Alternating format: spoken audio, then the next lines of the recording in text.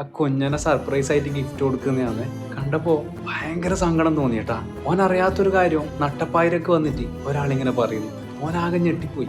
ഓനക്ക് എന്താ പറയേണ്ടെന്നവരെ കിട്ടുന്നില്ല. അവസാനം മനസ്സിലായി ഓനക്ക് സർപ്രൈസ് തരാൻ വേണ്ടിയിട്ട് വന്നിയാന്നുള്ളത്. പക്ഷെ അതൊന്നല്ല, ഓനെ പറ്റിച്ചതിൽ ഓനക്ക് നല്ല ദേഷ്യമുണ്ട്. ഒരു കല്ല് കിട്ടിയ അന്നേരം എടുത്ത് എറിയുകയും ചെയ്യും. അവസാനം കണ്ടെങ്കിൽ മനസ്സിലാവും. ഒന്ന് കണ്ടുവയ്ക്കും.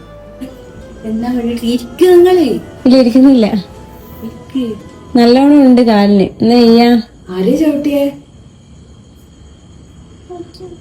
കളിക്കും മാറ്റം. എന്നാ സംഭവം? ഭക്ഷണം കഴിച്ച് കൈകായിട്ട് ഓടി വരുന്നേന്നാ പറഞ്ഞെ.